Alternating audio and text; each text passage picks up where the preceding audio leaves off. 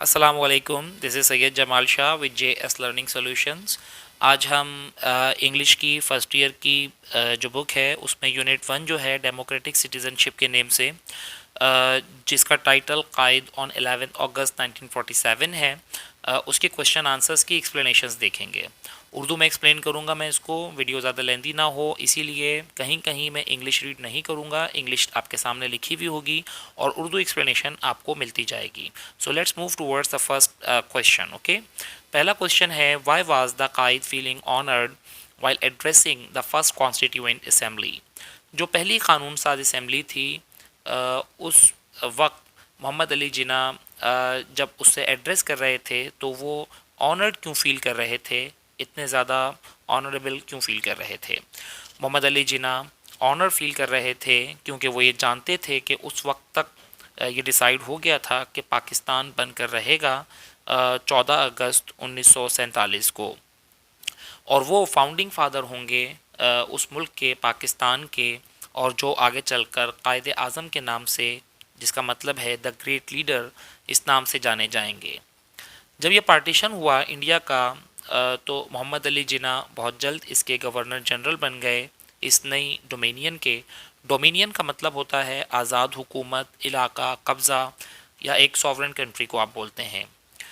He was also feeling honoured, वो honoured इसलिए भी महसूस कर रहे थे क्योंकि उनका बहुत बड़ा कंट्रीब्यूशन जो उन्होंने शेयर किया था, अपना हिस्सा मिलाया था इस कॉन्स्टिट्यूएंट असम्बली को बनाने के लिए, और वो एक इंक्लूसिव, एक अलहदा सी एंड इम्पार्शल गवर्नमेंट और एक गैर जानिबदार गवर्नमेंट से एड्रेस कर रहे थे। इम्पार्शल का मतलब होता है जो गैर जानिबदार हो, न्यूट्रल हो। रिलीजियस फ्रीडम के बारे में बात कर रहे थे, रूल ऑफ लॉ की बात कर रहे थे, और इक्वालिटी यानी कि मसावात की बात कर रहे थे तमाम लोगों के लिए, जो कि डिफरेंट रिलीजन से या कास्ट से या क्रीड से उनका ताल्लुक़ हो सकता है। चलिए सेकंड क्वेश्चन की तरफ। सेकंड क्वेश्चन है, सबसे बड़ी कर्ज जो है वो मोहम्मद अली जिन्ना के मुताबिक क्या है, सबसे बड़ी लानत क्या है। मोहम्मद अली जिन्ना के मुताबिक ब्राइबरी और करप्शन ये दो सबसे बड़ी कर्सेस हैं इंडिया के लिए, मतलब सबसे बड़ी लानत है। और वे सजेस्ट करते हैं कि इन जो जितने भी जो करप्ट लोग हैं, उनको डिस्करेज करना चाहिए, उनकी हौसला शिकनी करनी चाहिए, रिग्रस एक्शन लेकर, बहुत सख्त एक्शन लेकर या सख्त इकदाम करके। मोहम्मद अली जिन्ना ये बात जानते थे कि करप्शन और ब्राइबरी जो है वो किसी भी नेशन को बैंकक्रप्ट कर सकती है, यानी कि उसका दिवालिया कर सकती है। इससे वो तमाम जो कोशिशें हैं, जो स्ट्रगल है, वो स्पॉइल हो जाती हैं, जो हार्ड वर्किंग लोग करते हैं और जो लोअर क्लास है उस मुल्क की, उनके लिए डिफ़िकल्टीज़ हो जाती हैं सरवाइव करने में।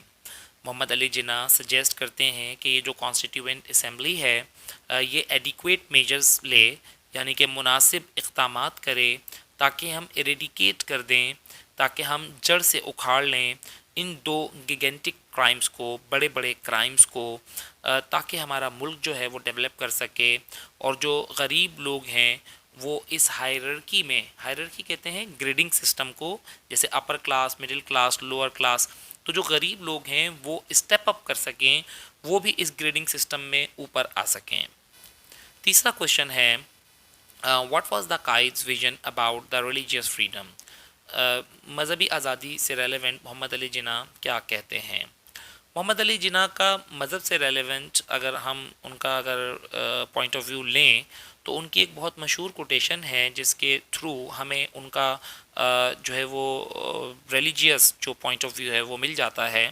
और वो कोटेशन है कि आप आज़ाद हैं अपने अपने मंदिरों में जाने के लिए, टेम्पल्स में जाने के लिए, अपनी अपनी मस्जिदों में जाने के लिए, और किसी भी वर्शिप या इबादतगाह में जाने के लिए पाकिस्तान की स्टेट में। आपका ताल्लुक़ किसी भी रिलीजन से हो सकता है, मज़हब से हो सकता है, कास्ट से हो सकता है, ज़ात से हो सकता है, और क्रीड से हो सकता है। क्रीड का मतलब होता है नस्ल से हो सकता है। इसका स्टेट से कोई लेना देना नहीं, आप हिंदू हैं, मुसलमान हैं, आपकी ज़ात पात क्या है।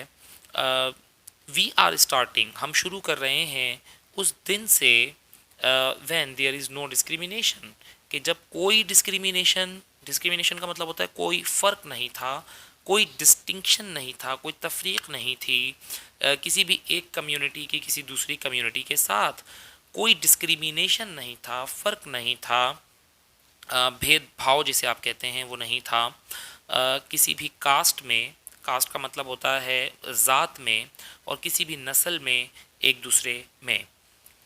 हम स्टार्ट कर रहे हैं, हम शुरू कर रहे हैं उस बुनियादी उसूल से, उस फंडामेंटल प्रिंसिपल से कि हम सब के सब इक्वल शहरी हैं इस एक स्टेट के। क्वेश्चन नंबर 4 है, कायदे आज़म के मुताबिक हमें क्या लेसन सीखना चाहिए।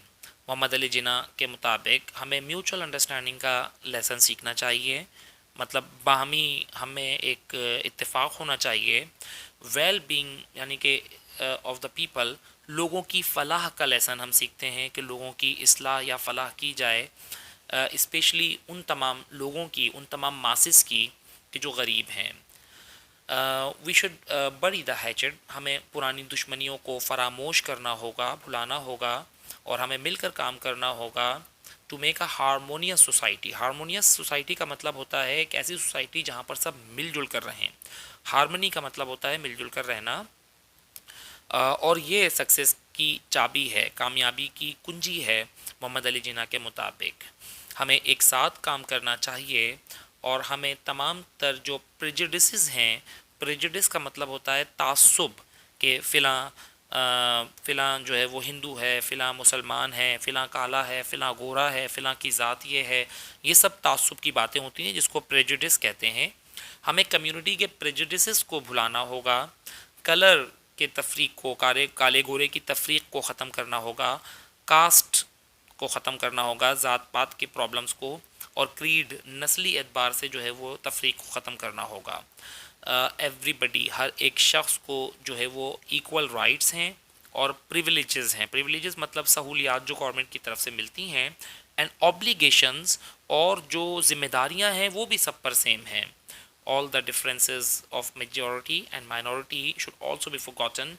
तमाम जो डिफरेंसेस हैं अक़लियत के और अक्सरियत के, उनको भी भुलाना होगा। क्वेश्चन नंबर 5 है, how far the key ideas of Kite's speech are applicable to the present scenario. मौजूदा सिनेरियो में, सिनेरियो का मतलब होता है पस मंज़र में, हम मौजूदा हालात में हम मोहम्मद अली जिन्ना की स्पीच जो है वो कैसे एप्लीकेबल होती है। जो की आइडियाज़ हैं मोहम्मद अली जिन्ना की स्पीच के, वो एप्लीकेबल हैं to the maximum state extent, बहुत हद से ज़्यादा हद तक, यानी कि मैक्सिमम, ज़्यादा से ज़्यादा हद तक जो है वो आज के सिनेरियो में एप्लीकेबल होते हैं।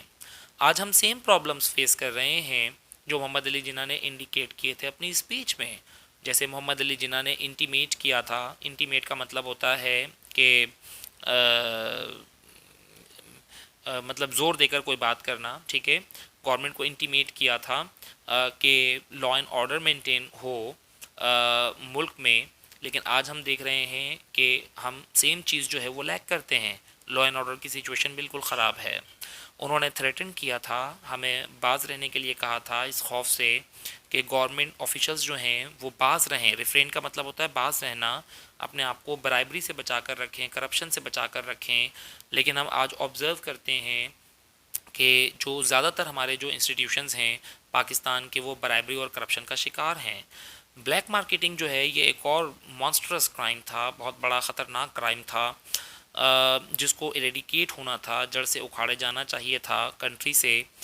लेकिन पाकिस्तान जो है वो जॉबरी और नेपोटिज़म का भी शिकार है, और जो है वो इन तमाम ये ब्लैक मार्केटिंग का भी शिकार है।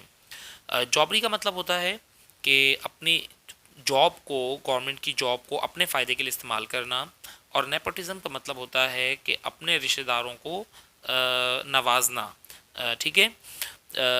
क्योंकि जो discrimination, because of discrimination, discrimination की वजह से, तफरीक की वजह से, फ़र्क की वजह से, और प्रेजुडिसेस, तासुब की वजह से हम ये सब कुछ करते हैं।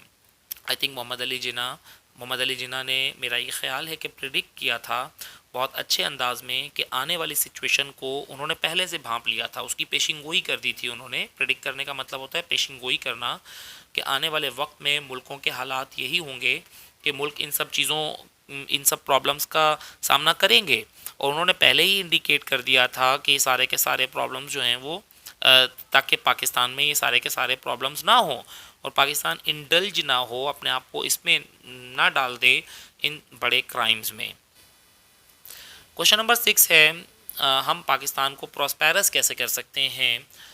मोहम्मद अली जिन्ना के विज़न की रोशनी में अगर देखें, उनके तासुरात की रोशनी में देखें तो हम पाकिस्तान को प्रॉस्पेरस कर सकते हैं लॉ एंड ऑर्डर की सिचुएशन को मेंटेन करके, करप्शन और ब्राइबरी को डिस्करेज करके, इरेडिकेट करके, ख़त्म करके, हर इंडिविजुअल, हर एक इनफरादी शख्स जो है वो प्रोटेक्ट करे अपने आप को इन तमाम बड़े बड़े क्राइम से। ब्लैक मार्केटिंग एक और मॉन्स्टरस क्राइम है, इसको भी एक्सटर्मिनेटेड होना चाहिए, यानी कि ख़त्म होना चाहिए मुल्क से। पाकिस्तान जो है वो जॉबरी और नेपोटिज़म का सामना कर रहा है, इन डिस्क्रिमिनेशंस को भी ख़त्म होना चाहिए और प्रेजुडिसेस को, तासुब को ख़त्म होना चाहिए। पाकिस्तान को प्रॉस्पेरस होना चाहिए, तरक्की याफ्ता होना चाहिए, खुशहाल होना चाहिए और यहाँ के जो लोग हैं अपने आप को, उनको एसोशिएट का मतलब होता है ताल्लुक़ रखना। इन लोगों को ताल्लुक़ नहीं रखना चाहिए, अपने आप को एसोशिएट नहीं करना चाहिए ऊपर जो क्राइम्स मेंशन किए गए हैं उनसे। एंड एवरीबडी, और हर एक शख्स जो भी अपने आप को इन्वॉल्व पाए इन तरह के क्रिमिनल एक्टिविटीज़ में, उसके साथ जो है वो आयरन हैंड्स से डील करना चाहिए, बहुत सख्त हाथों से डील करना चाहिए। पाकिस्तान इन सब चीज़ों के लिए पाकिस्तान के लॉज जो हैं वो बहुत ज़्यादा स्ट्रिक्ट होने चाहिए।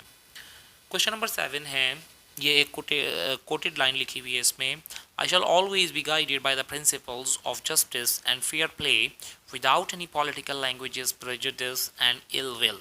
Elaborate these words. Mohammad Ali Jinnah के ये वर्ड्स कोट किए हैं और कहा जा रहा है कि इसको एलेबोरेट करें। ये जो ऊपर मेंशन की गई जो लाइंस हैं, इसमें मोहम्मद अली जिन्ना ये कहना चाहते हैं कि वो हमेशा इन्फ्लुएंस हुए उन तमाम उसूलों से, प्रिंसिपल से जो जस्टिस और फेयर प्ले के हैं। मतलब वो कहते हैं कि इंसाफ करो और कोई भी काम करो उसको फेयर अंदाज में करो।